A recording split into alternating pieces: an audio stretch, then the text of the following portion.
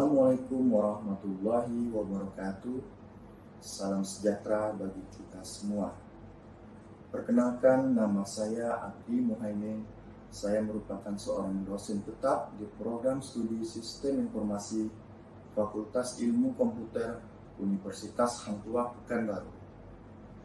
Video ini merupakan bagian dari pernyataan diri saya sebagai dosen dalam unjuk kinerja Tridharma Perguruan Tinggi dalam bidang pengajaran atau PDD UKT-PT sebagai salah satu syarat untuk mengikuti sertifikasi dosen.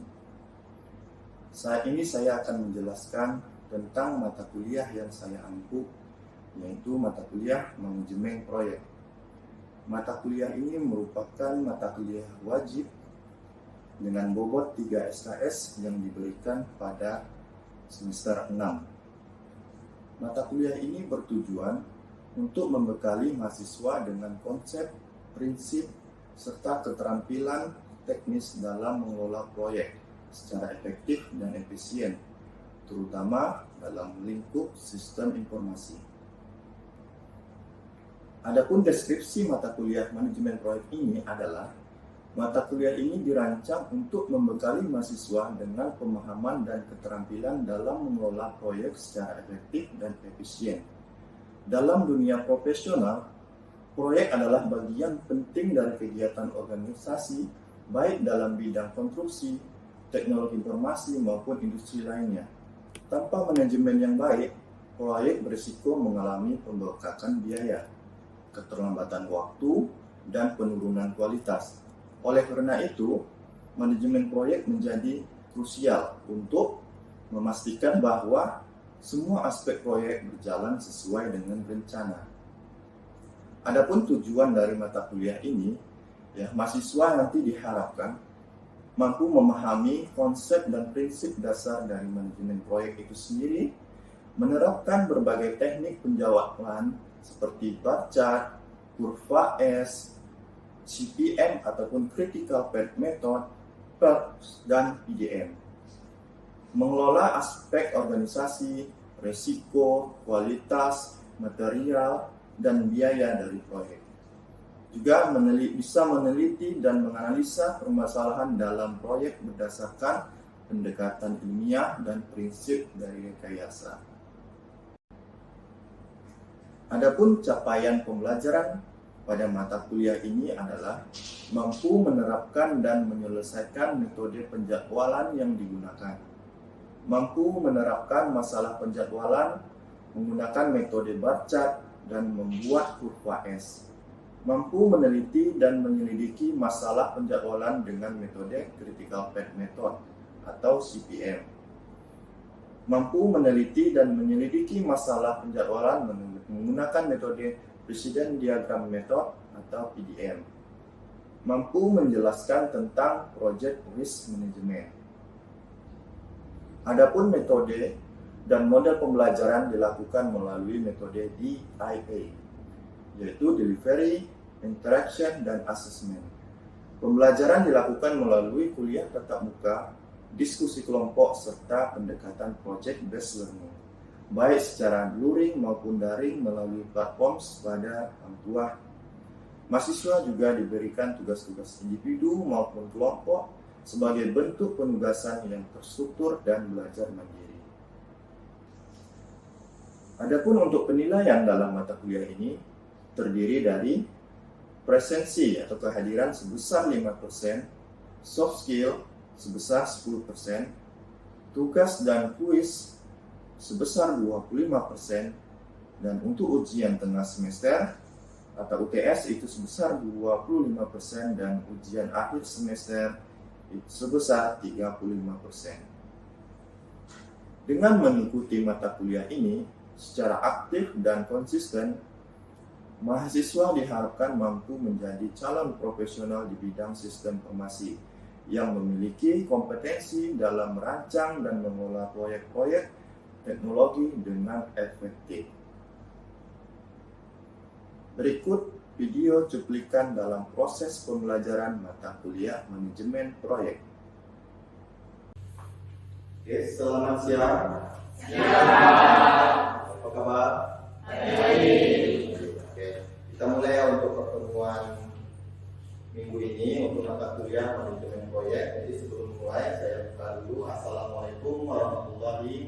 wabarakatuh. Waalaikumsalam warahmatullahi wabarakatuh. Pada minggu ini kita akan membahas ya terkait mata kuliah manajemen proyek. Yang materi minggu lalu adalah tentang critical method ya, critical path method ataupun jalur kritis ya. Kemarin sudah saya jelaskan ya apa itu critical path method, terus apa saja komponennya, apa saja manfaatnya ya, terus langkah-langkahnya. Jadi hari ini saya akan memberikan satu contoh kasus ya dalam pengerjaan dalam metode critical path method. Jadi sebelum saya mulai, absen dulu ya. Nur Adila, Samara, Gairunisa, Anissa, Dinda, Rizky, Anissa Bella, Esther, Sakina, Apra, Zuita, Nuriana, Erifan, Ferdinand, Rizky Rawan. Jadi sebelum saya mulai, saya ingin bertanya kepada mahasiswa semua, ada yang masih ingat apa itu critical path method ataupun jalur kritis yang seperti materi minggu lalu? Ada yang masih ingat? Ya, silakan. Siapa yang masih ingat apa itu jalur kritis? Ya, Samara. Critical path method atau jalur kritis adalah sebuah teknik manajemen proyek yang digunakan untuk mengidentifikasi urutan aktivitas atau tugas yang paling menentukan durasi total proyek. Jalur ini biasanya dikenal sebagai jalur kritis atau critical path karena setiap keterlambatan pada aktivitas di jalur ini akan langsung menyebabkan keterlambatan proyek secara keseluruhan. Oke, nah ya, jadi nanti akan saya kasihkan contoh kasus ya dalam kegiatan proyek ya, kapan proyek itu bisa diselesaikan dan berapa durasi waktu yang diselesaikan dalam satu kegiatan proyek. Baik, seperti yang sudah dijelaskan, di sini ada contoh kasus ya, contoh kasus untuk kegiatan proyek ya. Kita anggap saja ini ada tabel activity ya atau kegiatan dari proyek A, B, C, D, E, F, G, dan H. Di sebelahnya ada preceding activity ataupun bisa disebut sebagai kegiatan sebelumnya atau yang mendahulunya. Dan di sebelahnya ada time atau waktu atau durasi dalam pengerjaan setiap tahapan proyek. Ya, misalnya sebelum saya contohkan, saya akan jelaskan. Jadi untuk aktivitas atau kegiatan A itu adalah aktivitas awal dimulainya proyek, ya. Jadi sebelum kita masuk ke aktivitas B, kita lihat dulu aktivitas apa yang sebelumnya. Artinya aktivitas B itu selesai bisa dilakukan setelah A selesai. Jadi aktivitas A adalah aktivitas awal karena di preceding activity-nya atau aktivitas sebelumnya tidak ada yang mendahulunya. Artinya aktivitas A adalah aktivitas awal, ya. Dan aktivitas B, ya di activity itu bisa dimulai atau dilakukan setelah aktivitas A selesai. Ya, jadi proyek itu bertahap. Dan aktivitas atau kegiatan C itu bisa dimulai setelah aktivitas A selesai. Begitu juga aktivitas B atau proyek B itu bisa kita mulai setelah B selesai, ya, di preceding activity-nya. Dan E itu bisa dimulai setelah C selesai.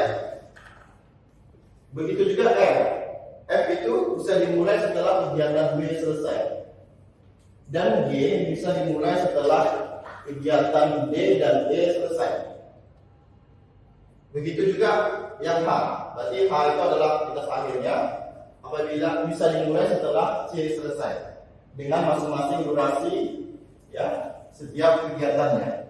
Oke, mungkin bisa saya contohkan saja langsung di papan tulis. Kita gambarkan, jadi di pertanyaannya adalah gambarkan network atau per dari proyek di atas dan tentukan berapa lama penyelesaian proyek dan tentukan jalur kritisnya.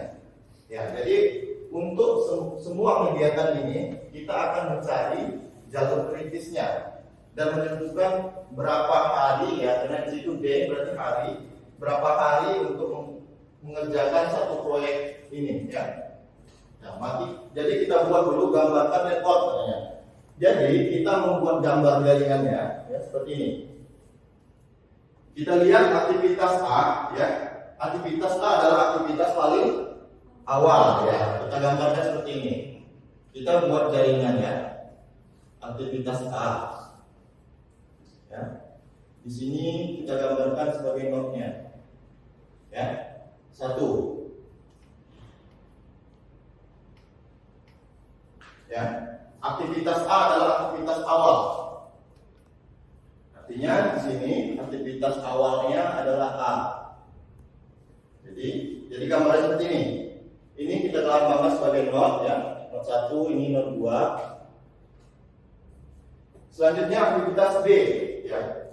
B itu bisa dilakukan atau dikerjakan setelah A selesai, ya. Kita buatnya seperti ini. Ini untuk aktivitas B, ya. Karena dia A selesai baru B bisa dimulai. Selanjutnya aktivitas C dimulai setelah A selesai. Berarti di sini yang kita gambarkan untuk aktivitas C. Oke. Setelah C, aktivitas D. D itu dimulai setelah B selesai. Berarti di sini, ya. Untuk aktivitas D.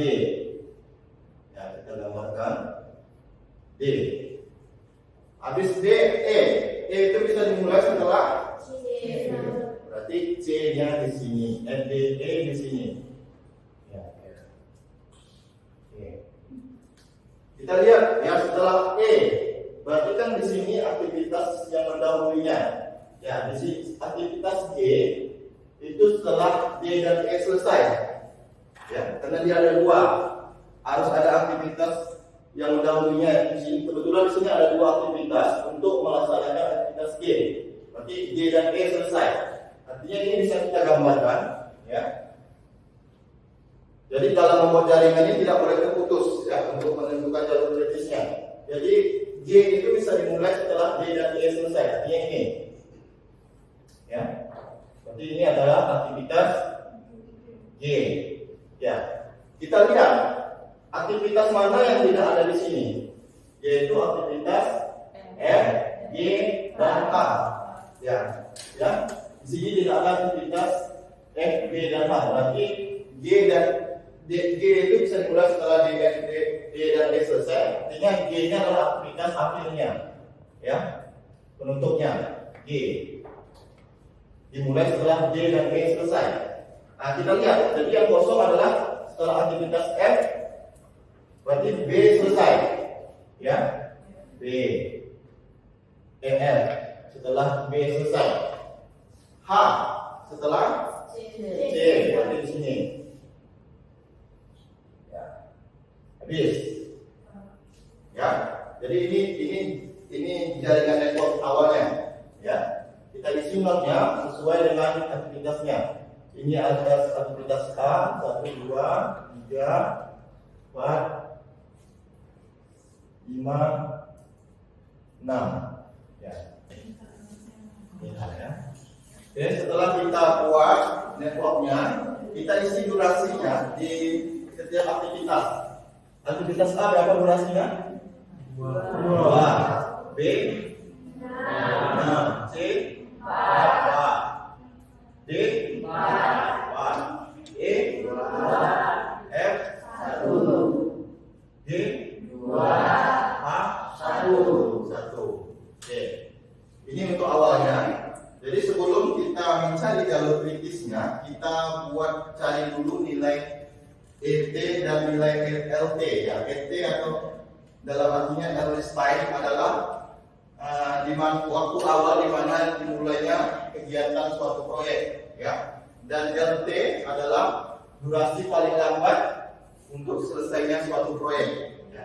Jadi LT kita tentukan dulu gambarnya seperti ini ya. Untuk mencari nilai LT dan ET atau earnest time atau LT latest time ya. Jadi ET-nya adalah waktu paling awal dimulainya suatu proyek, LT adalah waktu paling lambat untuk selesainya suatu proyek. Di sini adalah nomor atau notnya. Gambar kita buat gambar diagram seperti ini lagi, network seperti ini, tapi bentuknya seperti ini ya. Kita contohkan. Ini A. Jadi kita mencari nilai ET dan LT dulu sebelum mencari jalur kritisnya. Berarti nanti ET-nya di sini, LT-nya di bawah ini ya. Jadi untuk mencari nilai ET ini adalah kita menambahkan ya untuk perhitungan forward, hitungan maju kita mencari nilai tertinggi nanti. Kita menjumlahkan mencari nilai tertinggi. Dan untuk mencari nilai LT itu dengan hitungan mundur nanti kita mencari dengan nilai minimum atau pengurangan ya. Jadi di awal setiap awalan kita memulai dengan 0 ya untuk mencari nilai LT ya. Jadi nilai ET-nya kita tambah dengan durasi dari aktivitasnya. Kan?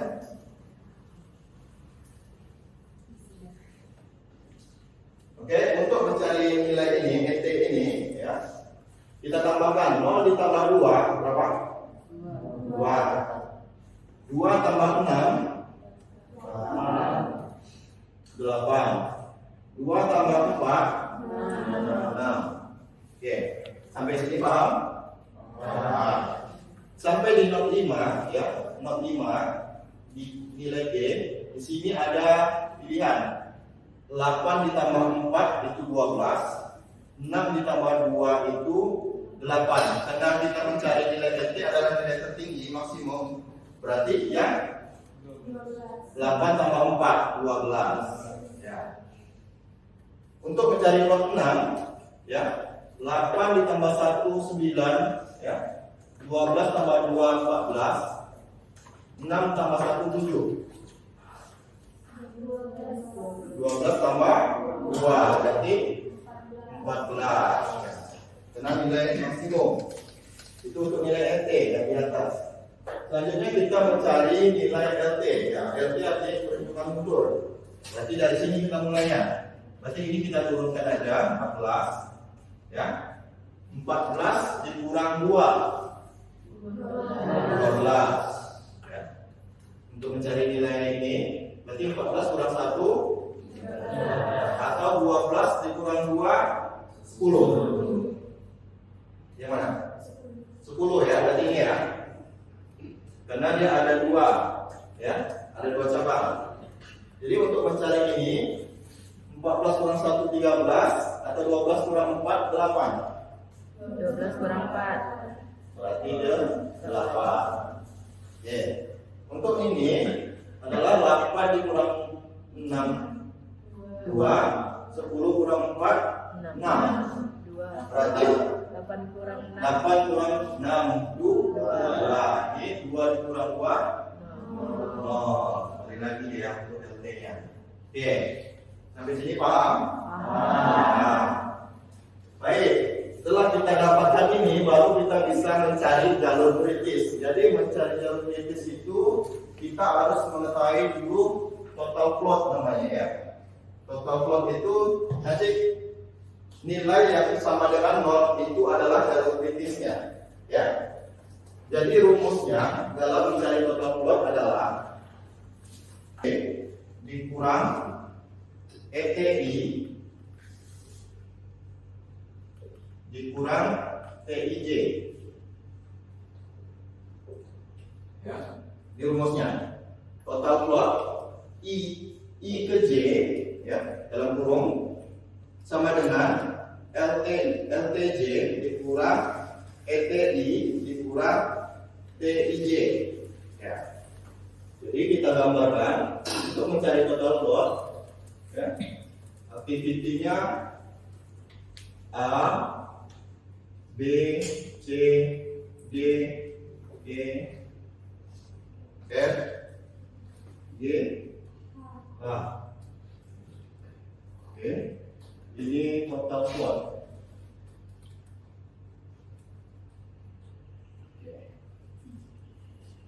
Kita lihat TF, kita langsung dengan TF total plot ya. TF I ke J berarti 1. Yang kita anggap ini sama ya di rumusnya. I ke J berarti 1 dan 2. Ya, untuk aktivitas A. Ini aktivitas A 1 dan 2. Ya, dalam kurung berarti LTJ dikurang ETI dikurang DIJ berarti 2 dikurang 0 dikurang DIJ-nya dikurang 2. Ya. LT-nya di sini, ET-nya ini, TIJ-nya ini. Ya. Berarti 2 dikurang 0 dikurang 2 sama dengan 0. Ya. Aktivitas B, TF. B mana? B ini berarti 2 dan 3. 2 dan 3. Berapa? LTJ-nya 8 dikurang 2 dikurang TIJ dikurang 6. Ya, 8 dikurang 2 dikurang 6 berapa? 0. Ya. 8 kurang 2 kurang 6 0. Aktivitas C TF berapa? C 2 dan 4. 2 dan 4 berarti berapa? 10 10 kurang 2 kurang 4 D, aktivitas D berarti TF D berarti 3 dan 5 berapa? 12 kurang 4 berapa? 0. E TF E mana? E berarti 4 dan 5 berapa?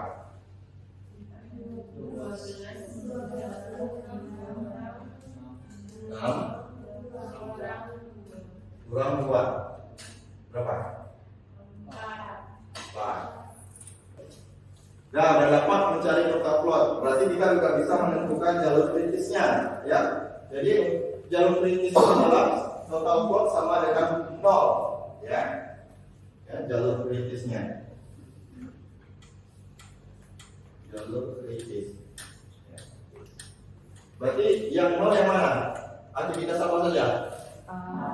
A, B, D, E. Berarti A, B, D, E. Oke, berarti ini ya. A, B, D, E.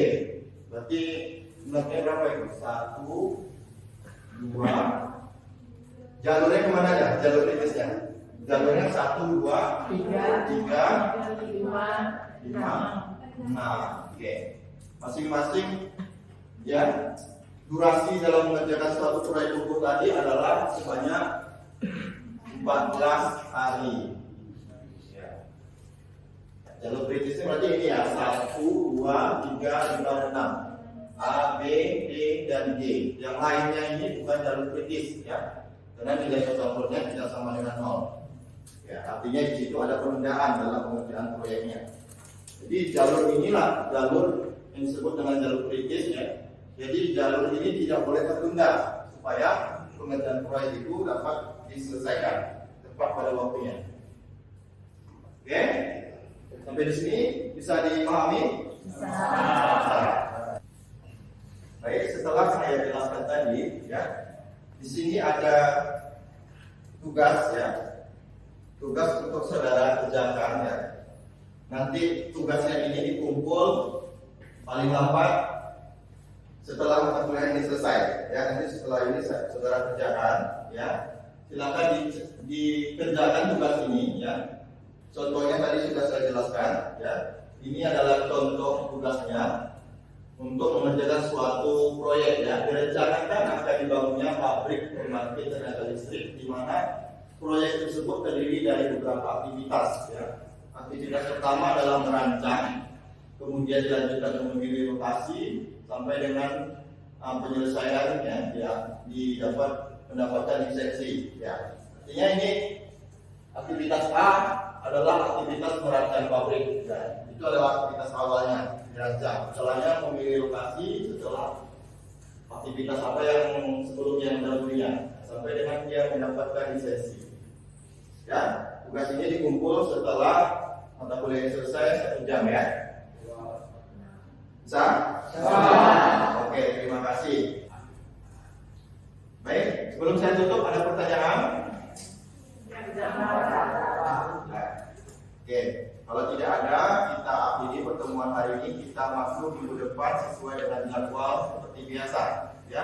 Terima kasih untuk mahasiswa yang sudah hadir pada hari ini. Kita jumpa minggu depan. Saya tutup perkuliahan hari ini. Assalamualaikum warahmatullahi wabarakatuh. Waalaikumsalam.